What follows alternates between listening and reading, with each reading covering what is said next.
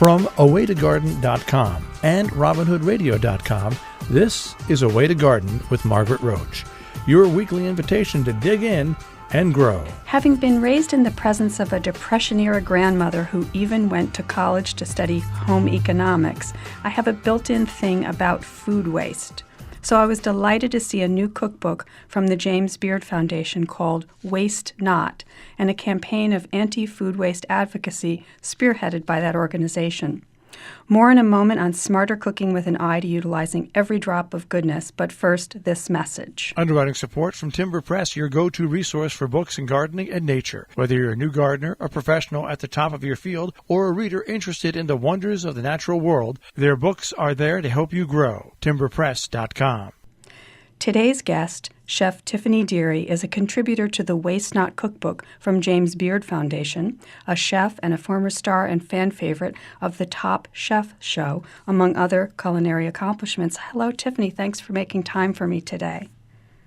Thank you. Thanks for having me. Yeah. So we're talking to you from Dallas, right? Is that where you are? You're in the Dallas area? Yes, that's correct. Okay. And I'm glad we're talking now for this show that is going to air right before Thanksgiving and the beginning of that holiday season, because no time is sort of more urgent, I think, to get tactical about avoiding waste, is it, in the kitchen? Right. I mean, when you have, first off, the holiday time, and you think about how much is truly wasted, so it couldn't be a better time to discuss it, because people don't use full use of their vegetables, Yeah. When they're using carrots, they cut off those bottoms and throw away the tops and, shave off all of the outside of the skin. And, it's a time for us to step back and think, okay, how do I contribute to the environment? What am I doing in my household? How can I be better? And the question I hear a lot of people say is, well, I don't know where to start. I mean, tell me. And so I think the Waste Not book is a great example and can get people on the right track. Yeah, and the new cookbook has some startling sort of stats about waste. You probably know them by heart. I don't know. Yeah. I mean, for me, I remember the first time I went to the James Beard boot camp, and it's kind of this place where we go to some farm or in some area, and it's a group of chefs, sometimes about 10 to 12 of us, and we all learn sort of what's happening around the country. And at that time, we were talking about the Farm Bill and the food waste particular part of it. Yeah. And they told us that 40% of the food grown in the U.S. gets thrown away. And that just blew my mind. Wow. I'm like, 40%. And then I'm like, is it in the restaurant? Is it people's home? And they're like, no, including food that never makes it off of the farm, vegetables grown that are allowed to fall simply because, not enough demand for it, too much of a short season, not enough employees to get it at that timeline, just staggering amount of information. And I remember just saying 40%. And I kept thinking about how many people are hungry in this country. Right. And we are throwing away food. I'm like, we have to do better. What can I do? Teach me. Yeah, and so, and that as a sort of corollary to that, I think it's that 25% of all the fresh water in the United States is used to produce food that's wasted. So we're squandering our most precious resource of all, on which all life depends, including the food we're trying to grow and the animals we're trying to grow for food and blah, blah, blah. So it's a water wasting too, right?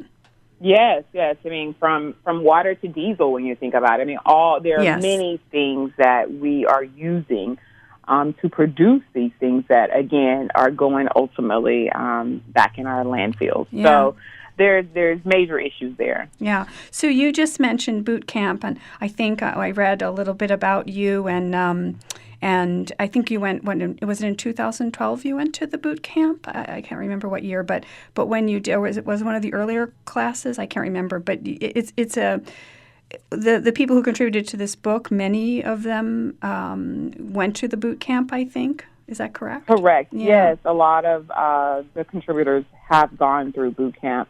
Yeah. I believe there's over maybe 200 chefs who've all gone through Yes. the boot camp to become advocates on sustainability and social issues. And Right. so the boot camp just kind of gets you ready and empowers you to go back into your community and, figure out ways to make it happen. But I remember I was at the boot camp with Rick Bayless, Yes, know, of and course, I was like, sure. Rick Bayless, it's just, we all have our fans of chefs as well, and you're with great folks doing amazing things in their communities. Yeah. So that's another prong. The book is one prong. The boot camp for a number of years has been one element of this advocacy. And I guess there's other parts of the campaign as well that James Beard Foundation is getting behind. So it's a big effort on a lot of fronts. Correct. Yeah. So, and one thing is called Waste Not Wednesday, and that's part of the campaign. And I've seen you did like a public service announcement for that, which I can embed in the transcript of this show for listeners and readers to watch. But So, let's say we're going to try to waste not every day of the week. If we kind of closed our eyes and you told us like how you'd set up your kitchen or what it looks like where you are working as an expert at this, someone who knows not just great cooking techniques, but also has this in mind, the saving of food and utilizing every drop. How do we get ourselves ready? Because I think if we're not planning in advance, if we're not anticipating, stuff's going to go in the trash, right? It's going to get wasted, isn't it? So right. Yes. I think that, again, we have to become thoughtful, intentional cooks. Right. And in this process, you're thinking about how do I use every piece of everything, right? Yes. If I have a recipe in the book, the whole jerk fish. Yes. And in the whole jerk fish, people are scared. People are scared to use fish. They're scared of the eyes. They think it's difficult. There's just so, I'm like, it's just so tasty, though. Some of the most flavorful protein come from using meat off the bone, right? That's where you get all that extra flavor. But on top of that, it's cheaper. It's not as difficult as it seems. And so in the book, we use the whole jerk fish, and then I take the leftover, all of those scraps and pieces of fish, chunks of it, because, if you're feeding a family of 2 or 4, you're going to have, once you buy a nice-sized fish, you're going to have some scraps left. And that next meal became fish tacos. Right. And I ended up using some of those same herbs that I had left that I used to make the jerk marinade. And you can add in carrots, we added in peppers, just kind of creating that flavor of something fresh. And then we took that same fish with the bones and made a beautiful stock, a fish stock. And then everything else that we could not use, whether it be vegetables, whether it be, some of the scraps left from the herbs that may have turned, went into our compost. Right. So making compost the final decision. Yeah. So you, from this whole fish, you first of all saved money by not buying the much more expensive fillet, which would have just given you the one meal, right? You know what I mean? Correct. And so then you ended up with all or part of 3 meals, at least. The stock, assuming is going into something later, maybe a soup or whatever. So Correct. So much of a better use and not so much squandered. I mean, who knows what happens when the fillet is done at the fishmonger? Who knows what happens to all the other parts? I have no idea. Hopefully they're being sensible and planning ahead, and they have ways of using it. Right. That they're not throwing it away. So, and you just mentioned the marinade, the jerk flavoring. I was really interested to see that you advocated, it's not just the perfect little leaflets off the herbs. It's like the whole thing's going in there. Tell us about that. Because it starts in culinary. At culinary school, you're taught to pick the leaves. You're taught to, separate this. And this is only for stock. The stems are just made for stock. And so I remember one day just picking up and just eating it. Like, this tastes good. Why am I throwing this away? Why am I just adding this into stock? It's so much better if we use it all. Right. Right. Like you might not garnish as you were sending a dish out of the restaurant kitchen. You might not garnish with like the whole stalk of something, of parsley or whatever, that is 10 inches long with the leaflets at the end. But certainly it has a place, doesn't it, that bit? And it does. Yeah. Yeah. And so everything has its place, really, when you think about it. We were talking about the tomatoes, and people, a lot of times we look for the perfect tomato, right? We're spending our hard-earned money. We want a great-looking tomato. So we go and we get that tomato, and we can do beautiful tomato salads with it. You know, we can slice it up and put it on sandwiches. We can do so much with it in that state of just being ripe, right? Mm-hmm. Then it starts to go and ripen even more. So now you have that overripened tomato. It's not about figuring out, now it's no good. Now I have to throw it away. It's about also understanding that, hey, what's the purpose for this tomato? I can't use this overripe tomato as a sandwich anymore, but now it's perfect for soup, right? Now it's perfect for pureed sauces and stews and things of that case. So some of it is education, and then some of it is, again, just thinking about it and becoming that intentional cook. Right. So in your kitchen, whether a professional kitchen or especially your home kitchen, are there vessels that receive all these bits and bobs that you're going to use later? Like, how, do you know what I mean? Are you set up in a particular way? Is there a container in your fridge that you're putting trimmings in until you have enough to make some stock, or what are you doing? Yes, actually, yes. Everything that, most of the tops, if it's tops, we use in our salad mixes. So it doesn't matter what salad, it goes on sandwiches. So if I have carrot tops that goes in, I have Swiss chard, we chop it up. Everything is chopped into a chiffonade. So it kind of goes into the mix, adding a little bit of flavor. At home, I use everything. So if I'm not using it today, it may become an herb sauce for a fish or chicken, or and then at home, nobody else cooks here. At home, I'm not salty about that at all, but at home I will puree it all and just top it with a little olive oil in a mason jar and just use it as a base sauce every time I'm needing something in the kitchen. Oh, interesting. And then I do a lot of stocks as well, and I freeze them. So I'll reduce them down so that they're more concentrated, so they don't take up too much space in the refrigerator or in the freezer. Right. And really the freezer, I feel like the freezer is my best friend in home economics in general. You know what I mean? I'm a household of one, but who's going to cook a special recipe for one person every day? I might not want to do that, but I'll cook a big batch and then I'll portion and I'll freeze. And so that's one way that, I can cook better quality food and take more care with it, but make it worth my while, both in time and then in using everything, making a big batch. Because there's a lot of waste if you really cook for one, because nothing's packaged for a single serving. Do you know what I mean? Not at all. Yeah. Oh, yes. Yeah. The other thing, too, is for folks to remember that it's okay to use your freezer to freeze the leftover fish bones. If you're not ready to make that stock, you can freeze everything that's needed to go in that stock and have it in the freezer for that day where you're just at home, maybe you're cleaning, you just have a little extra time. Yes. And do it when it works for you. Yeah. I was in the cookbook, in the Waste Not cookbook from James Beard Foundation, I was fascinated to see some of the recipes are really fun and that your colleagues contributed. And one, well, actually maybe two of them talk about using the juicer as a sort of both maybe when stuff's a little bit, you're not going to use it, you could like juice up leftover trimmings and use them later in something like in a stock or whatever. But also the idea of that the leftover pulp of juicing vegetables could go into a veggie burger. I thought that was pretty wacky. Yes. It's amazing, right? Yeah. I mean, when you think about what you're left with when you're juicing, it's so much. It's really wasteful if you don't have a texture. It's perfect texture for burgers when you really think about it. When you think about, that leftover, it's already dry. It's got flavor in it. Fiber. It's also great as a thickener. A thickener. Oh. Yes, for soups. We do it a lot of times at home for soups. So what? We just add that right on in. What kind of vegetables would be good as a thickener? Like, you mean like carrot, celery? Yes. Okay. Huh, interesting. Carrots and celery. Because once it gets kind of rehydrated a little bit more, once you put it into the soup, it'll thicken it slightly. And you're like, whoa, I need a little water here. My first time. I'm like, right. Here. Right.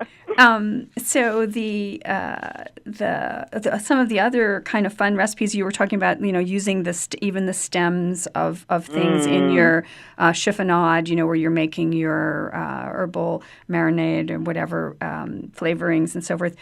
And there was a stem gratin made of Swiss chard stems, and I don't know about you, but I liked the stem. I cut out the Swiss chard stems if they're really big, and cook them first a little bit more before I wilt the leaves. Do you know what I mean? So that they're... Oh, I do. 100%. That's the best. You know what? And I love the crunch of stems.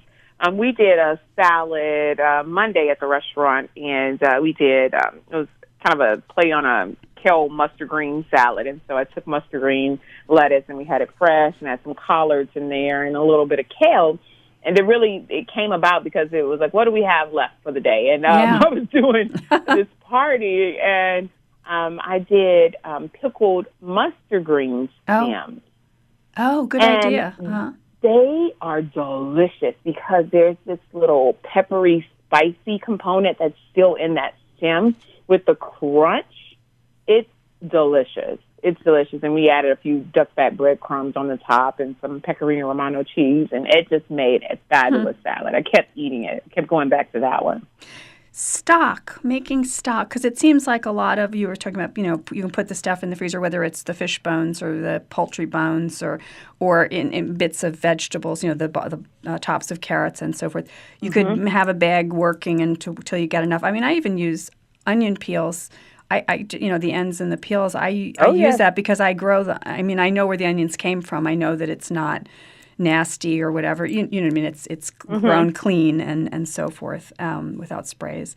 And so I'll have all that. But do you have are there stock sort of recipes that you adhere to, or are you a little loosey-goosey about it? Or no, we're completely loosey-goosey when it comes to the stocks. When it comes to the vegetable in the stock, the meat, we still keep kind of the same amount of bone in it, but it's whatever we have. We try not to put too much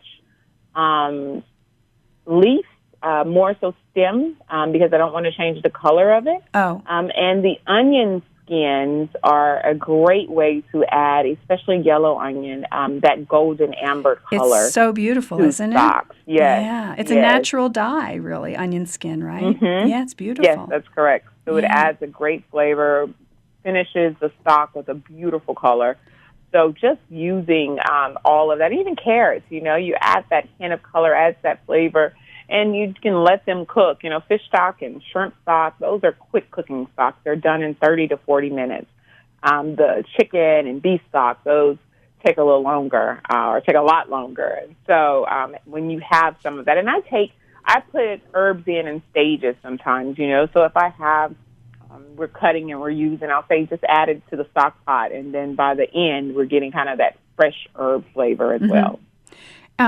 I remember it's making me think about your jerk fish again, the whole fish again, and one of the elements in that, the flavoring of that was ginger. And I always hate I hate peeling ginger because it's sort of a knobby, nasty little creature. You know what I mean? It's a funny thing to peel sometimes, just strategically. But also, I saw you didn't peel it for that. Nope, I chopped it up a little bit and make it a little easier to go in and put it right on in. No, it has its own flavor. There are things that I would, if let's say I'm doing a saute, right, then I would definitely go ahead and peel the ginger. But there are recipe times when it just doesn't matter.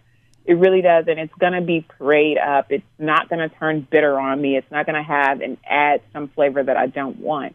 So why are we putting ourselves through all of this, Right. Chop it on up and add it in there. Right. It's great flavor. Right. So some of the other kind of fun tactical recipes in the book. You know, there's like fried rice and hashes and, you know, things that you can do with leftovers, because, I mean, a lot of people bristle at, they don't like leftovers. They turn up their nose, but you can transform them. I think there's even like what do they call that, bubble and squeak, where you have a mashed potato sort of pancake with like an egg on top or something. Yeah, they do that. Yeah, in the book, I mean, And for fried rice, you know, when we think about fried rice at any restaurant, fried rice is always made with the leftover rice, right? Because it's dried out. It's not going to stick to the pan. It's going to give the wok a chance to add that char kind of flavor to it, which is the excellent thing from fried rice. So taking rice, and I cook more than I am a rice head, so you will always find rice in my refrigerator. Me too. I have a big pot of it every week. I want it. I cook enough so that I can have leftovers. It's really not about just that meal.